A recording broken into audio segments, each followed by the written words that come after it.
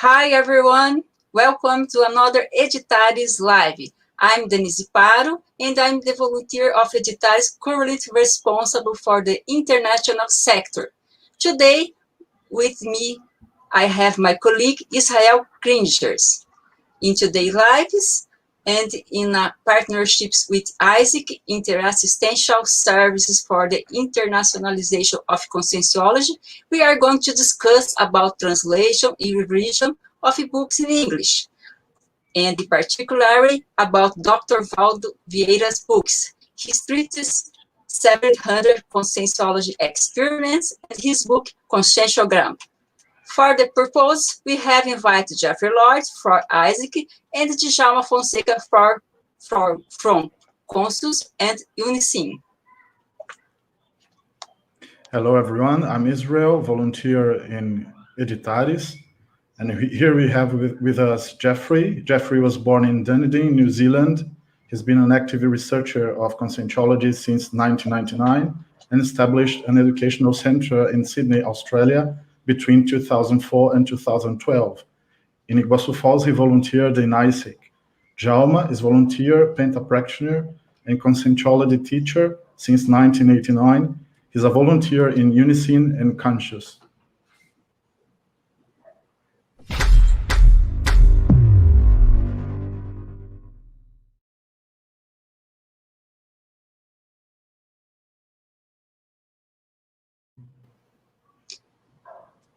Talking about these two very important books in conscientiology, the treatise 700 Conscientiology Experiments was translated and revised by Jeffrey Lloyd, and the book Conscientiogram was also translated by Jeffrey Lloyd and João Paulo Costa, and revised by Djalma Fonseca.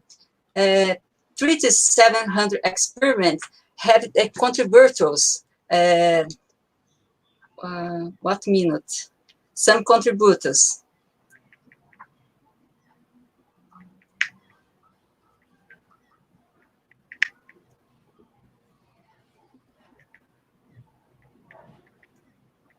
Oh, Israel, go on, Israel. Contributors: Ana Luisa Corti, Jacqueline Cohen, yes. Jane Lloyd, Liliana Alexandre, Luke Falcon, Marcelo Rouanet, Maria Luisa Welton, Tatiana Mota, in the revision of the first ebook, Djalma Fonseca.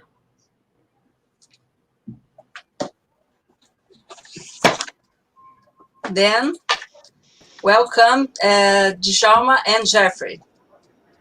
Hi everyone, pleasure to be here with you guys. Yeah, good morning. For me, good afternoon. Oh, for you. Good morning. Good morning from Jeffrey. Okay. To start our live, I would like to ask you, Jeffrey, the first question.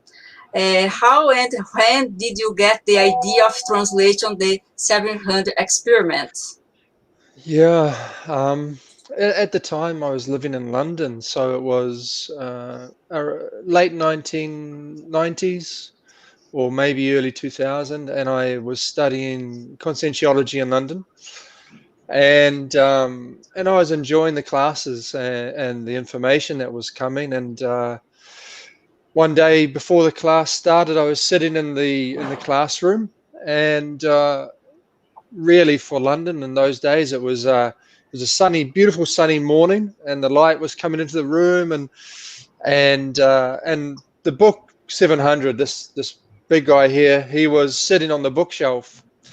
And I was sitting in the classroom alone, just sort of looking and thinking and going, wouldn't it be fantastic if that book was in English?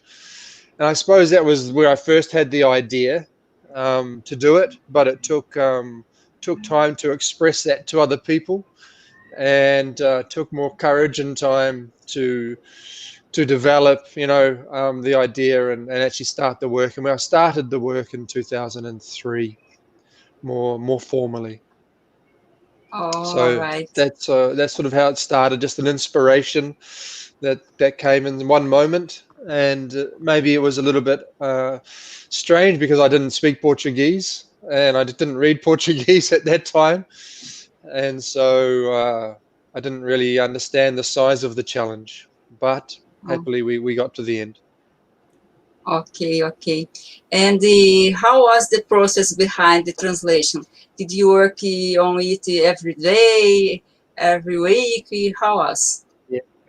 So once we finally started, I suppose we experimented and tried a lot of different approaches. Once everything got organized and established, yeah, fair to say I worked on it every day. At this time here in Australia, so now it's 6 in the morning, and it was around this time for years that I was sitting at my desk working at 700 experiments. So it's quite funny the timing of this we chat, because it was exactly this time I used to be sitting here for at least an hour and a half every day, not moving from the desk. Right, I had to organize a whole series of I suppose protocols to facilitate the work. You know, like I made a rule for myself: don't get up from the desk for an hour and a half. Right, so I had to have water. I had to have gone to the bathroom beforehand. I had to just sit, because you find that all of a sudden lots of ideas come during that period of time, and it's important you do that, and it's such an important thing that you go and do something else. So I used to have also a blank paper and a pen beside me, so I could write down all these very important ideas and tasks that had to be done, and many of them were important. So after the 1 hour and a half, the 1 hour or 1 hour and a half, depending on the day, I would then get up and then do these other things. So there's a whole series of steps to sort of do a self-de-intrusion. But it was more complicated than just that work for me, because there was a whole team of people who were involved and contributed. And so we had to work out a system to translate and revise the chapters. And what we found, or what I found pretty early on, is that not everyone was going to be able to translate every chapter. So we had to try to find a way. I had to try to create a method that left sections and subsections within the sections of the book. So there's 100 odd sections, or maybe more. Can't remember off the top of my head now. And so I had to establish a system where I knew who was doing what subsections and what sections, and try to make sure that if a person revised a chapter in a subsection, they actually revised the whole subsection. So we wanted to try to give the same mental input, the same style, because everyone has their own style in doing these things. So we had to try to find a way to make the text very consistent. So all those contributors, and there are other people who worked on the book, but because of certain conditions, things didn't work out, and that work didn't get included. But there are some really great people who contribute in other ways that aren't in that list of names that appear in the book, that I fully recognize and admire for their efforts. Because we found that some other people wanted to help, but never actually were able to revise not even one chapter. So we included like up to, I think, about 30 or 40 people in the work, but not everyone was able to actually deliver the work, whether they didn't have those habits that I created or we created, or they just had other priorities. So we had to adapt a lot. I suppose what I'm trying to say is we had to adapt a lot the processes involved to do the work. And it's a marathon, right? So it's not a short little book. It's 1,024 pages, and so I didn't anticipate that people would be able to revise the whole book or translate certain pages, just because it's a massive amount of time taken to contribute. And so people have their work, people have all sorts of other things happening in their life. that doesn't really allow them to engage in a task, I suppose, that big. So for me, that was how it was, and a little bit of the administration of how the project was administered. But obviously, it was a fair amount of work that had to be done, and organization, and I suppose coordination to get everything done. So I hope that covers enough of some of the pieces there. Okay, very good. I would like to welcome to our live chat Lani Galdino, Wagner Strattini, Eliana Manfroy, Lucas Comunali, Miriam Kunz, Milena Mascarenas.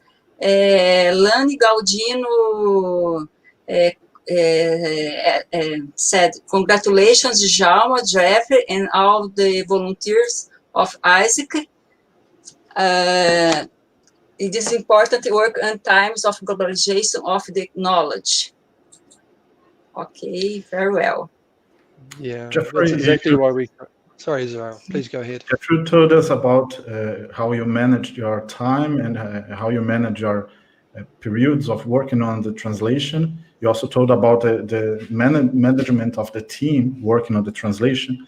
But I would like to know how you dealt with the finer details, how you dealt with translating the style, the particular style Waldo Vieira put in his writings. Yeah. He has a very, very own style of writing some things. He has even words that he's keen on using, and how you dealt with such finer details, and how could you impress the style of Waldo in your translation? Yeah, it's a good question. It's an incredible number of details that Waldo includes in his work, as we understand and appreciate. So there was a lot of decisions to be made, and really, I was the one who really made those decisions. So goes from the capitalization style, just to take an example. So Waldo puts capitals for a lot of things that in English traditionally you wouldn't capitalize. Human history. So a lot of times when he's writing, human history, he'll put it in capital H's.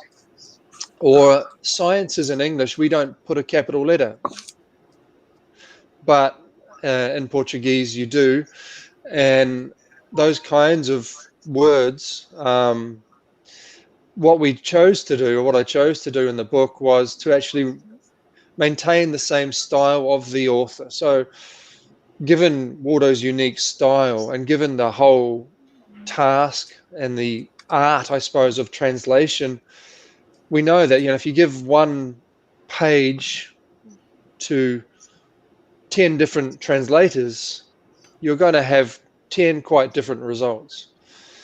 So what we bore in mind is try to maintain the style that Waldo puts into his work. So the numeration, in English, you never put 01, 02, 03 to enumerate things. But we left that in the book in English because, those of us who study conscientiology know that that's sort of a style that Waldo has in his work, or had when he was writing his works. So we tried to maintain the style as closely as possible. And another, I suppose, massive component of what came out of this work was the whole development of more neologisms in English. So, before the work and the effort, there were some neologisms in English that had been established and had settled and had been accepted and were in common use. For example, thosine and penta and the like. So when I was doing the translation, I really started to see, well, if we change these in English, I started to perceive it seems to change the sense of the book, or the feeling of the book, too much. So I made the decision really to settle on and create a whole new list of neologisms to use in English. So that started the introduction of neologisms, like using conscien and consciex. So actually what happened is a methodology. I created a methodology working alone in my little room in Australia about how to take the neologisms from Portuguese into English. And so the first rule was, if the word looks English enough and it makes sense in terms of using the different parts of the base idea which we're trying to communicate, is consistent in English, like con-sing. So conch for consciousness, and in for intraphysical. If you say that in English, it's a consonant. Okay, it has a pattern that's identifiable, even though the words are intraphysical consciousness in English. It made more sense to leave the word conscien. So like an intraphysical consciousness. So that was the first sort of rule. If it fitted that rule, the criteria, then we keep the same word in Portuguese, in English as we do in Portuguese, which is quite a nice sort of intermingling of the languages. So it's a loan word where we're going to borrow a foreignism. We're going to bring that word into the English language. So that was the first one. And then if there's somewhere we need to make an adjustment to the spelling. So off-ex, for example, in English, it doesn't seem quite right if we just have one F, because if you say an extra physical office or an extra physical clinic as a synonym, you have two Fs in English, but in Portuguese it's just one. So the next adjustment in the rule was, okay, if we need to make a small adjustment to the spelling, to the grammar of the word, we do that. So that was the next step. And actually all of that ended up years later resulting in this book, which we published through Editares, which a team, Eliane, Jacqueline, myself, and Liliana worked on to get done, where there's a whole list of neologisms that actually started with the translation of 700. Then we formalized the methodology a little bit more and expanded on that as well. So it sort of bred a whole another line of work, the work of just sitting down and then doing the work of translating and creating the neologisms in English as well. So there was an effort to be loyal to the style of Dr. Vieira. We tend to give him a lot of credit for establishing a certain way and neosynapses and a way of looking at things, and so we wanted to preserve that in 700.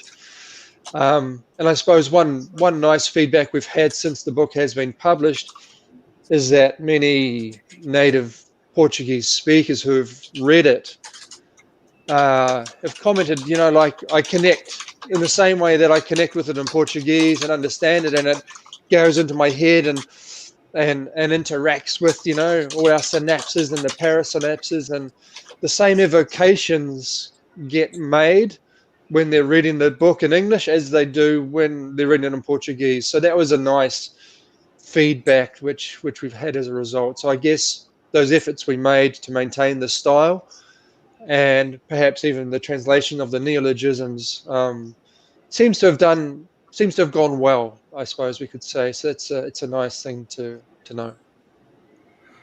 I'm interested in translation too, and I always read books in Portuguese, conscientiology books in Portuguese, thinking how they could be translated.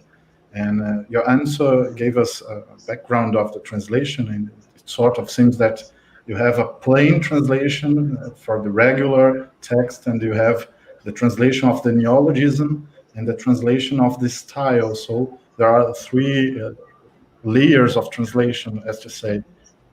It's sort of this process for you.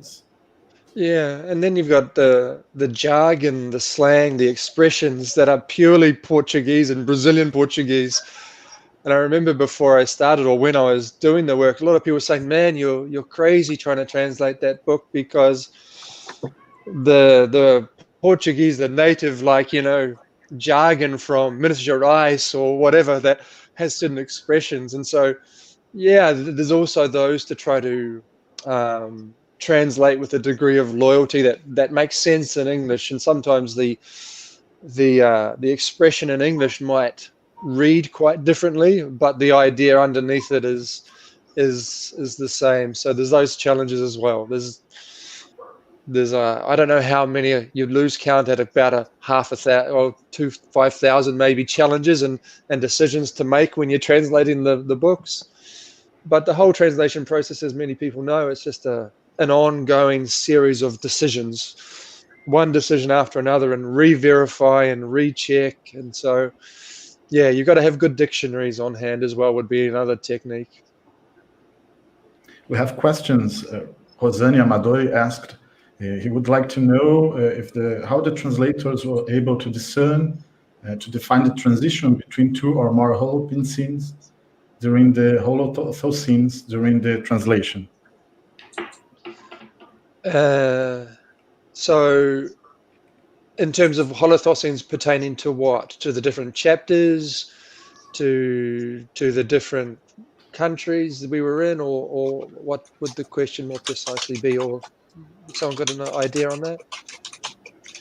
He may be referring to the Holothoscenes of each language, the original, and then the language that was aimed. Okay, gotcha.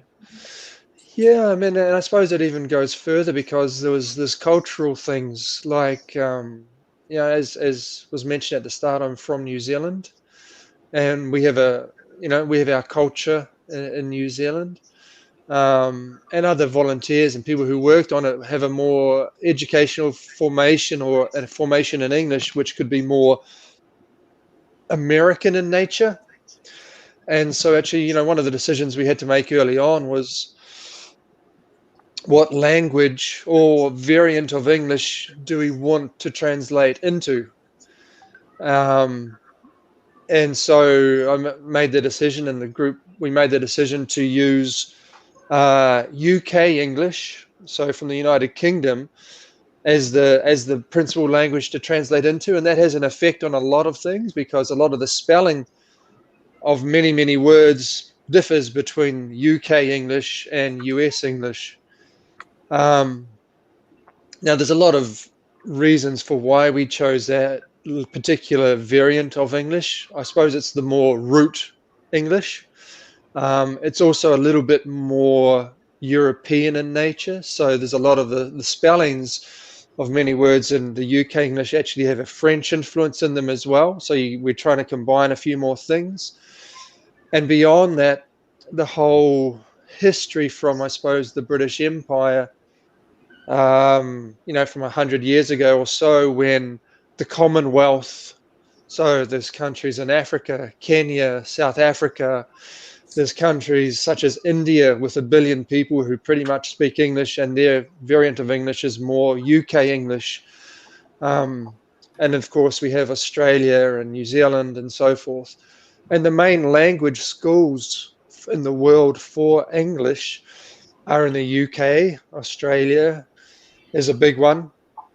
And so on balance, we thought the more international form of English, despite America's quite impressive efforts at cultural imperialism, like spreading their culture around the place, I felt particularly that the UK English was the more international form of English, and touched more peoples, more cultures, and more places. So the Holothoscenes, I suppose, going back to Rosane's original question, I think each of us had to deal with our own influences and our own set of influences. And, different languages do make you think in different ways. So English is often described as a barbarian language. I know Dr. Vieira used that term a lot of times when describing English. I never picked a fight with him about it, but it can be quite direct. But also when you're reading Portuguese, you can see that many times there'll be like a lot of use of follow-on sentences. So some of the sentences in Portuguese can be huge, like 5, 6, 7, 8 lines. And you wouldn't do that in English and get away with it easily. You could, but it wouldn't necessarily read so well. And also, you want ideas to be bite-sized. You want to be able to ingest and be easily understood. And if a sentence is very long, it becomes quite hard for the reader to piece all the different pieces of it together in their mind. So I suppose I had to mediate or modify my own tendency to be more concise than we were in Portuguese at some stages. And I think it's actually a style which, and it's the Holothoscenes, I didn't think influenced me particularly. And I guess the readability or the comparability between the Portuguese and the English sort of show that we've done okay in maintaining and not being too unduly influenced by different Holothoscenes. But yeah, I mean, I think there's other influences which are stronger than the Holothoscenic one because they're so silent. Pardon me.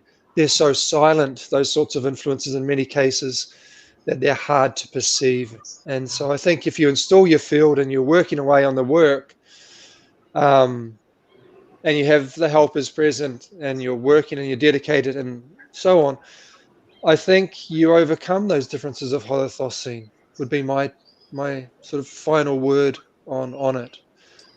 So from the extra-physical team's point of view, I think we go beyond those differences and you just represent and get to the core of the idea. And if you let the ideas come in deeper, you can more accurately represent them when you're trying to put them into the other language. So I think that's probably the final idea on that. And apologies for my very long answers. Would you like to read Miriam's question? Okay. Before, I would like to ask from Djalma a minute. Djalma, how was it for you to revise from the parapsychist point of view? There is some questions in chat. For example, Beatriz Sea, she is asking, what about the extra-physical team of helpers that aid in the translation process? We are able to identify the profile or an energetic partner. For to Djalma and Jeffrey, Djalma can one of the things that Jeffrey has done a beautiful job on the translation. I always told him that. And one of the things that lacked on I could add to the analysis that Israel has done is a big portion of the translation of especially Waldo's work is perceiving the contents, the semantics, where he wanted to get about it. And specifically for foreigners to understand that is very seldom. So Jeffrey really deepened on the understanding, on the interpretation of it, and never has come short about it. And this is one of the good things. And I think the reason is exactly because of the extra-physical helpers.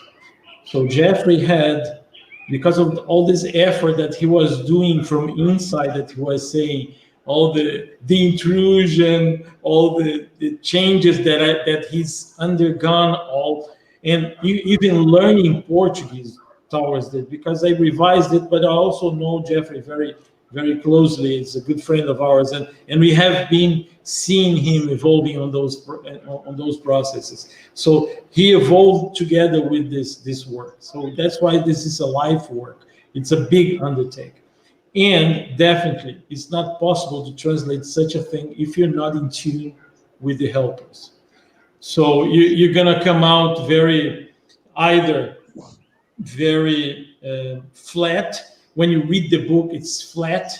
You read it, but it doesn't come, the energy, it doesn't create the field when you read it.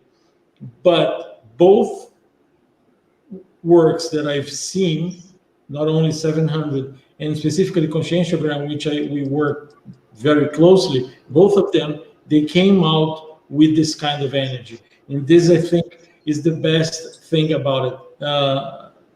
Definitely, that's what, from my point of view. So we do feel the helpers. We do feel that they really are, eager and very, very intensively present on the process. I think I can talk a lot about that as well. Yeah, and it's interesting. I think the best help is the ones you actually don't perceive. So you're in a certain way of operating that becomes more habitual, and it's not like, oh, big signal and a change in things and a helper arrived. No, it's like you're in that zone kind of automatically, quickly, easily, and it's something that you've established. So when you do that that kind of work, you get to that level automatically, and then the helpers are there, and there's inspirations for words, right? So you're looking for a kind of a particular word here or a phrase, and sometimes you're working maybe for an hour to solve a phrase, and it sounds crazy but you're trying to find the right feeling, a set of ideas, evocations, connotations. So you're looking at all sorts of options to translate that word or phrase, and then maybe you finally settle on the thing, and there's like a flow to the text, there's a flow to the thing, and there was an extra physical flow that preceded that, which gave you the inspiration. So the extra physical helpers, I suppose, going back to the question of Beatriz, is like smooth, obviously with a tremendous vocabulary, obviously with a very good understanding of the holothoscenes that are trying to be produced and evoked in any given moment in the text.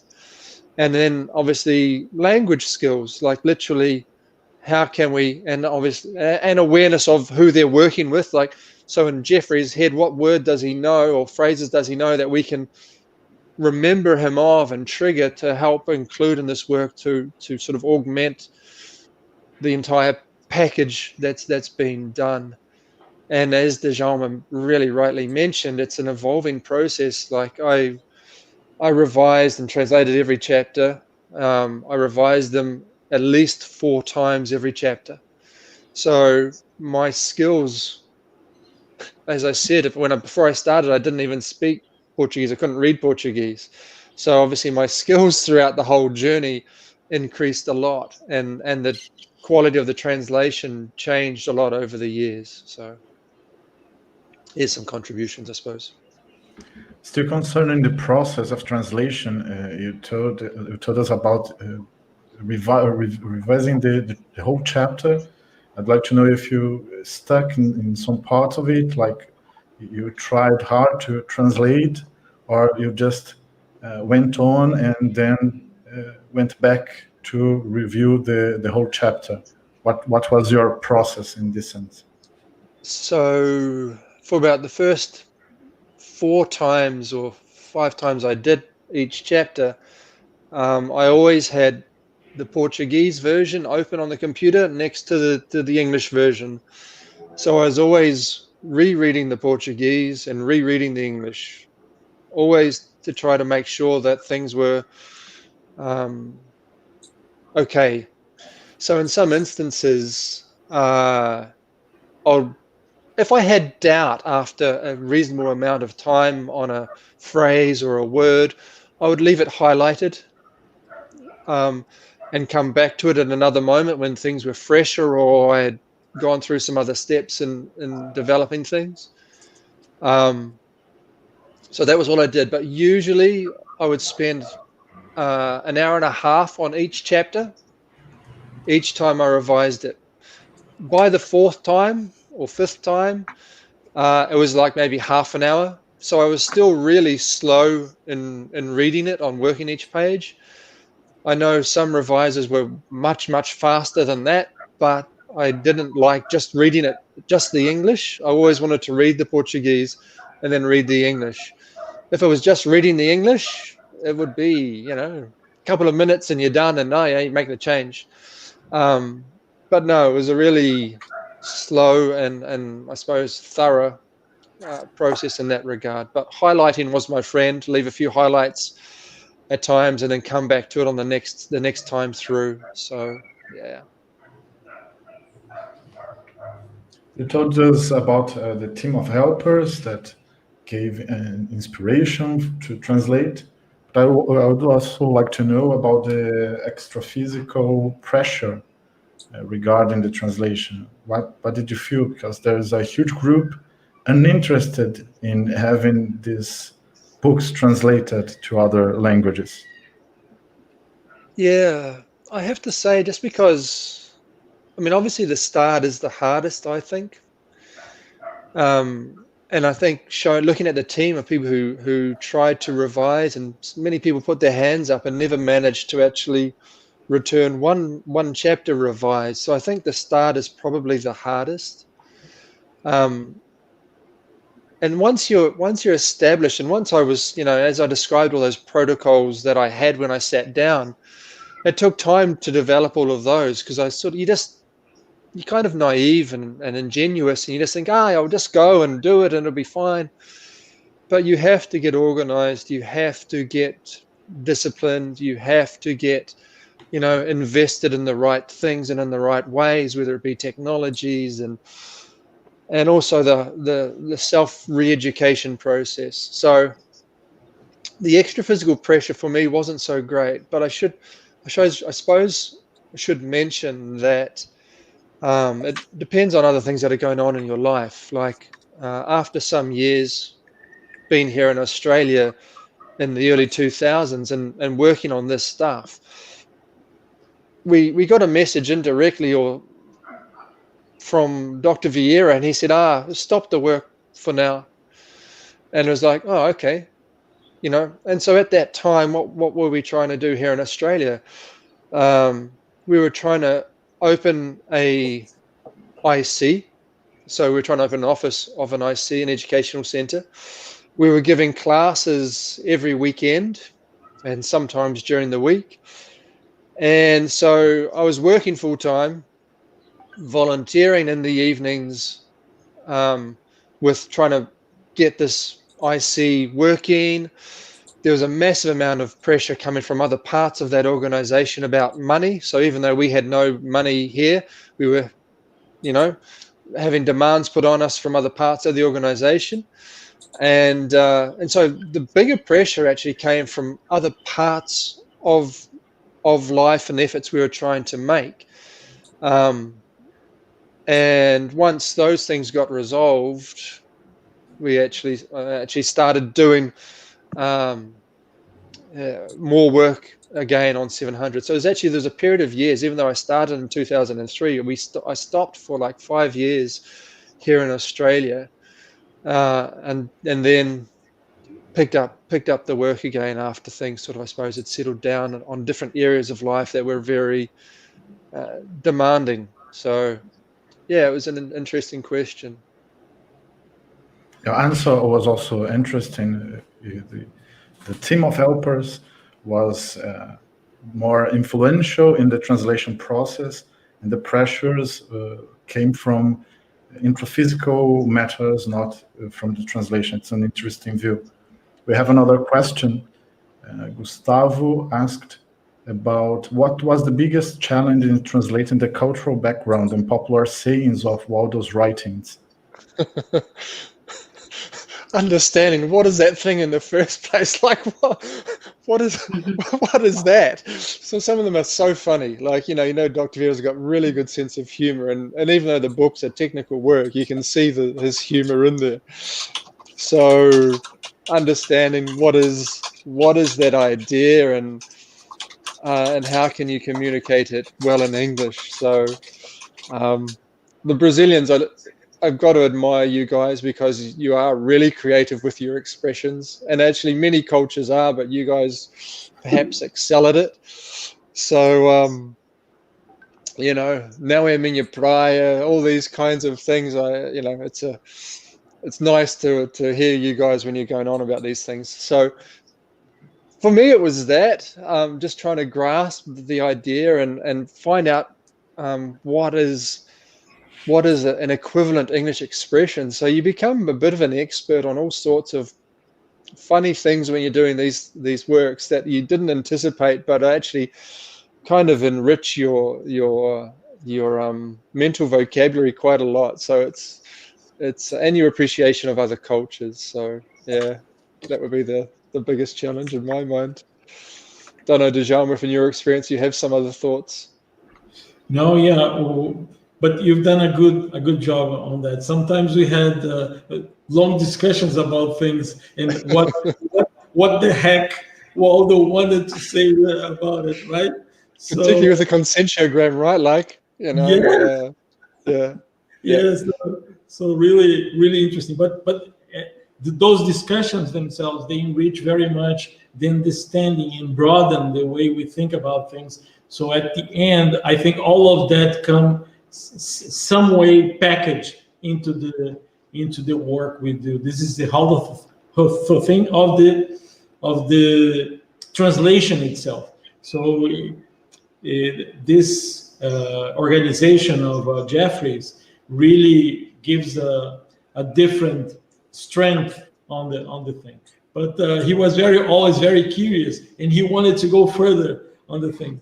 Jeffrey is a sempre aprendente, so it's someone that's always trying to learn more about things. So this is one of the strong traits that he had along the way, and that was really interesting. So he was, no, Djalma, doesn't make sense. Please tell me what he wants to say here. It doesn't, Because we should describe for the people, Djalma, how we worked on the revision of the Conscientiogram, because it was a different method. We took a different approach, and it was interesting.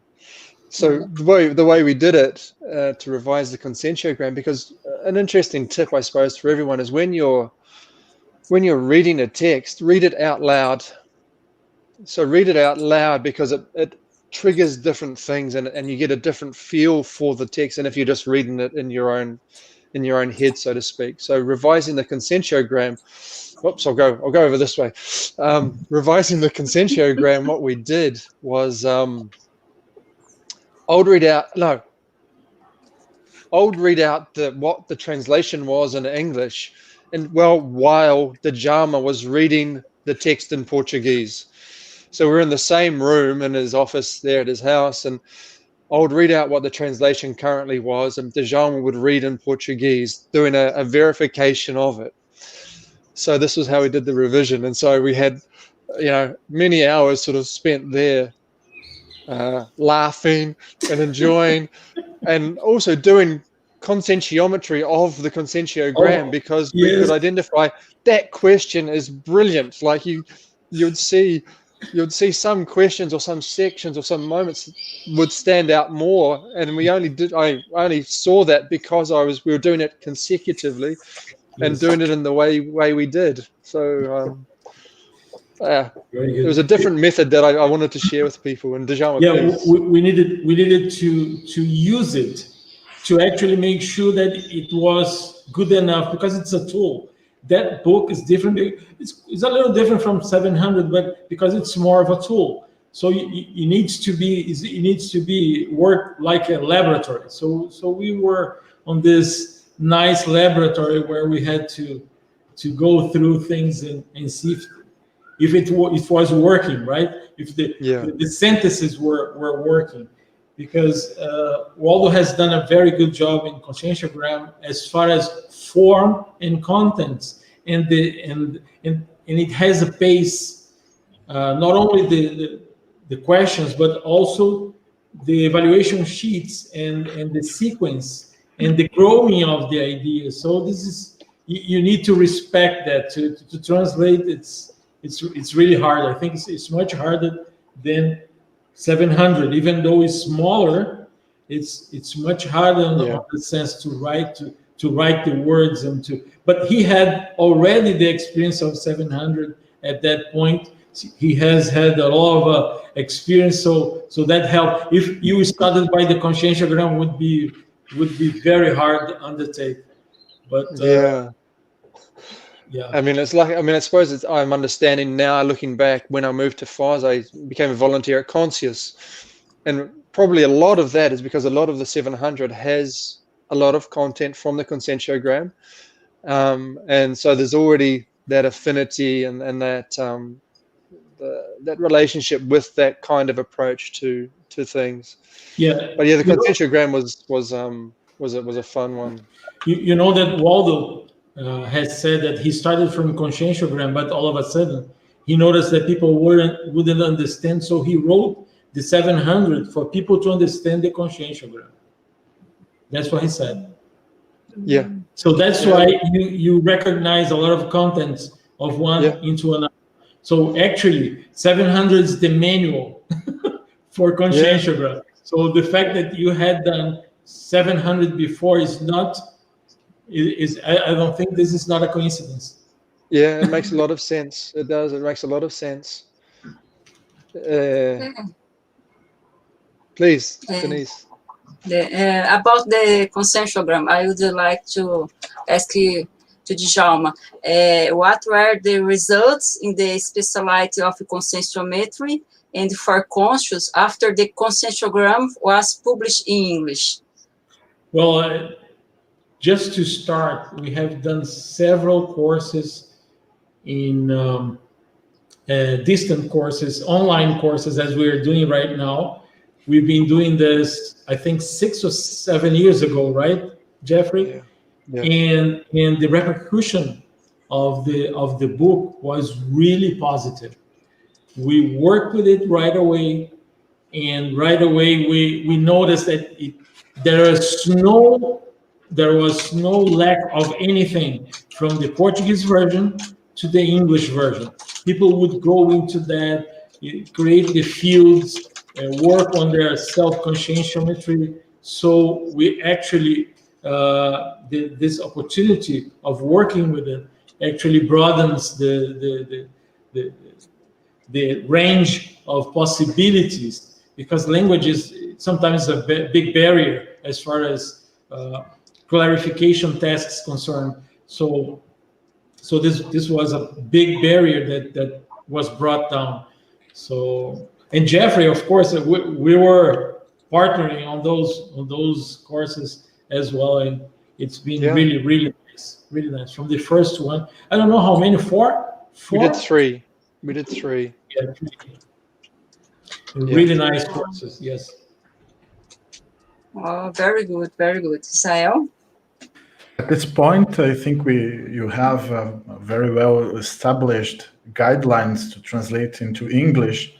But I'd like to know, I'd like to bring up the concept for the ones that are watching this live, the concept of productivity of a language. Productivity is the capacity of absorbing, adapting new words, creating new words.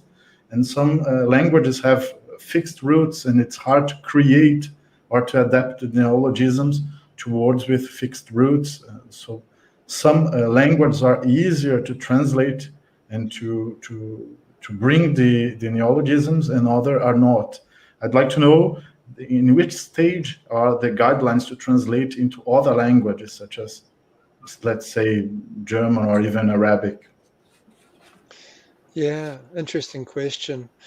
And I can also add Chinese to the list. I suppose we had a friend who was helping us to do some work in Chinese, and now it's important to remember that Projectiology was translated to English by Kevin and Simone, and there was some external person who was helping them with that work.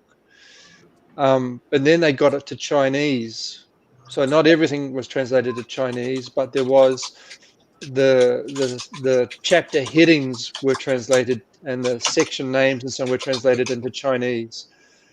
Now, I later on, years later, had a Chinese friend volunteering, and he was working, and he was also trying to do it into Chinese, and he was saying, "Mate, this is hard. Like, it's extremely complex to do for some languages." Now, codifying or structuring how that works, that I suppose it's something that I can bring up this book again, like the work that Sineo does in which is a part of Unison, in which I contributed to. We defined a methodology, the methodology which I created when I was doing the translation of 700. I then gave to Sineo to develop further and apply in different languages and so on. So this glossary of essential conscientiology terms is bilingual. It's English Portuguese, but they're now doing Portuguese to Spanish, Portuguese to German, Portuguese to other things. So there's a base of around 600, I think, or is it 500? I don't remember.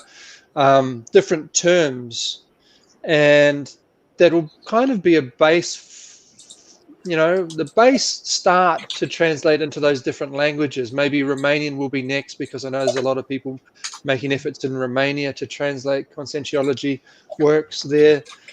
But I think it's probably just going to be a localized effort. I don't think it's something which can be codified from a team there in Brazil. It's really much going to be as it appeared for me when I was doing the work. If you just start doing the work, I think you engage and you'll learn what you need to learn, and you'll create the things you need to create. So you'll create new methodologies and procedures for that given language. And again, it might be more simple in English. Maybe that's why we got there more quickly. But other languages, the same, I think, generic process will probably come through. I don't know, Djalma, if you have any thoughts on that one. Well, I think it has to do also with the maturity of the people from the other language inside conscientiology, so that they start stretching their own languages to the point of it being able to do that, which is specifically what you have done with English. So, and some of the people also that I'm not mentioning here, for like Liliana, like Jacqueline. So we need to have a critical mass of translation for each language to actually reach this point. So, of course, so those obstacles, those difficulties will be overcome over time as people get more in tune with the understanding of the knowledge, because the knowledge itself, it comes from the extra-physical, right? So conscientiology is an extra-physical knowledge. We need just to lend it into the different languages. But it's hard to go back to the extra-physical knowledge once you are into another language, because you have also the barrier to overcome, to actually grasp it. So it's a matter of time. It's a matter of bringing people on from different languages. I'm seeing now in Isaac people doing it in Romanian. So I'm getting excited that very, very soon we're going to have some nice work done, because critical mass is being built on different languages. That's my expectation about it. And the guidelines, I think the guidelines for each group of languages turns the task easier. So you have a set of languages from the Romance group, a set of languages from the Anglo-Saxon group. It turns the task easier to do. Easier to do. There are some challenges still to be faced, like the Semitic languages that have fixed roots and a fixed number of elements in each root. But I think this will be the next step. It will continue to evolve in this work. We have another question from Patricia. He asked, one of the worries about translation is not to change the original work, but sometimes you need to adapt. What are the limits to that cultural adaptation? Yeah, I think when it's an expression or a saying or some jargon or slang or something, I think you have quite a bit of flexibility around that. Obviously just the idea is convey the same idea. Now, in English, that could be quite different. I can't think of an example off the top of my head, but,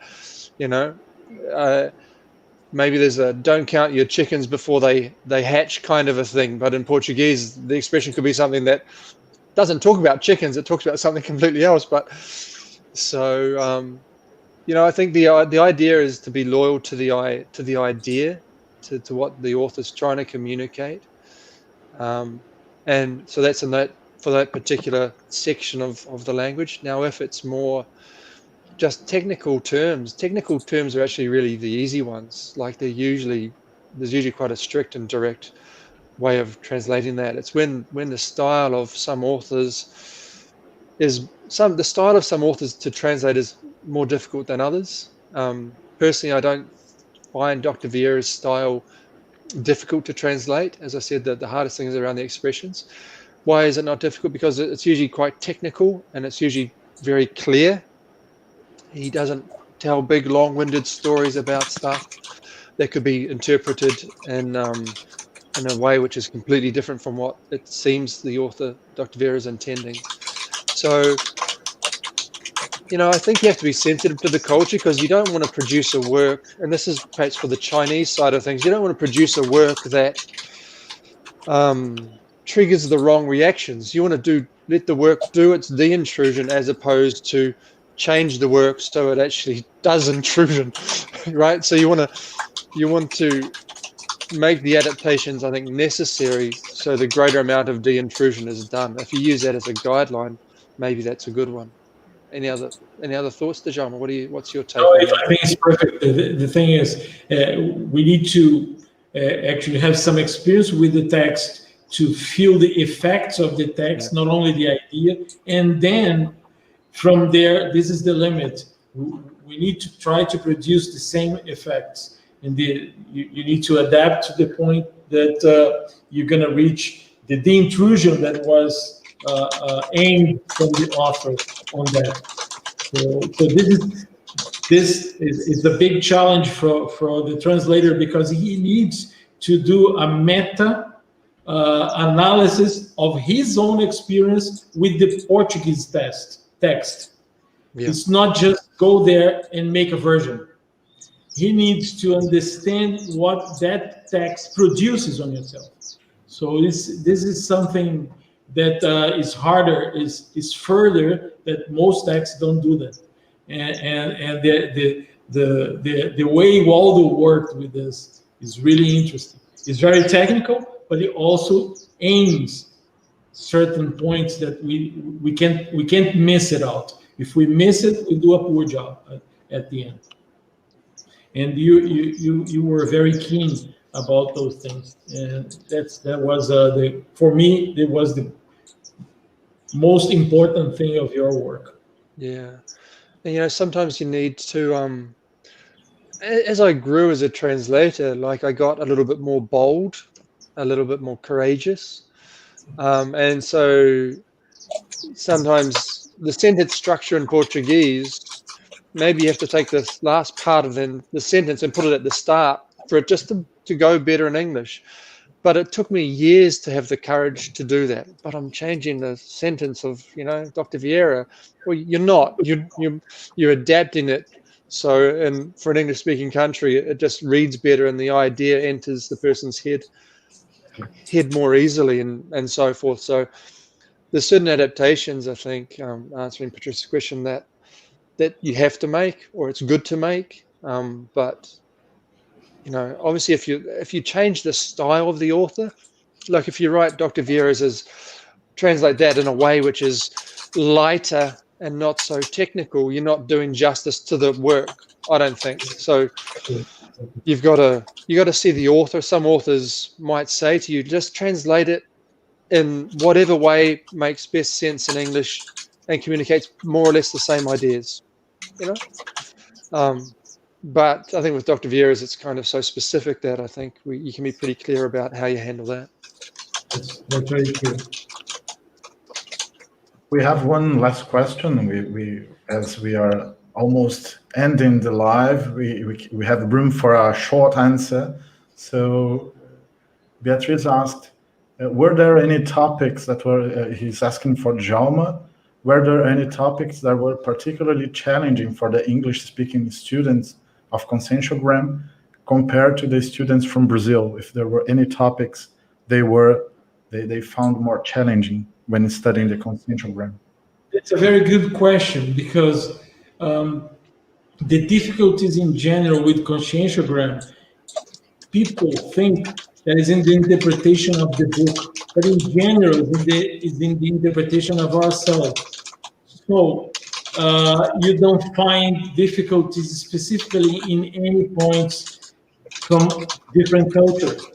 So I would say it matches very much the experience from the foreigners and from the Brazilians when approaching the conscientiogram, because the conscientiogram was producing the effect that was expected from it. So the questions produce an effect of reflection or denial or reaction. And this is an important information on the self-research.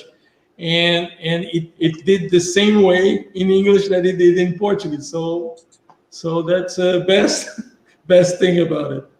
There was one, just quickly, there was one difference that I noticed when I was teaching those courses in Portuguese and in English, compare. The English team is typically much more quiet. They don't speak nearly so much. They don't interact. They don't expose, whereas the Brazilian team is much, not the team teachers, the team of the students.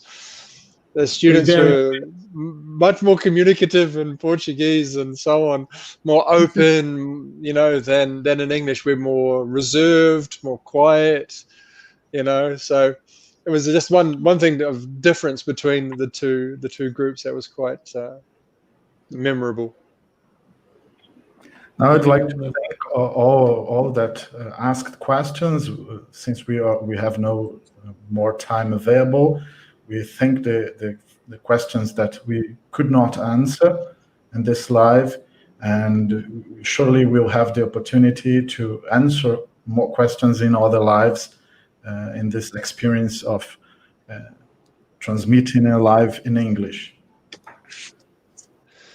Guys, everyone, thank you very much for the opportunity. Much appreciated. Thank you very much, everybody. Yes. About the tomorrow, Djalma can speaks about the course. Tomorrow at 2:30, we're gonna be having the Ação Integrada, the Integrated Action course and the course is going to be Consciential Maturity for a Leader. And there's going to be English and Spanish simultaneous interpretation of the course. It's a big challenge. So you're going to be welcome if you want to know more about leadership and the process of the evolution of the attribute leadership, which is one of the attributes in the Conscientiogram. Please participate. You're very welcome tomorrow at 2:30. And next Saturday, we will launch the book de Consciência Rebelde, Aula Convivialidade Pacífica, from the author Marlene Kohler. Okay. Thank you very much, Djalma, Jeffrey. And the next lives. Bye-bye. Thank you. Everyone.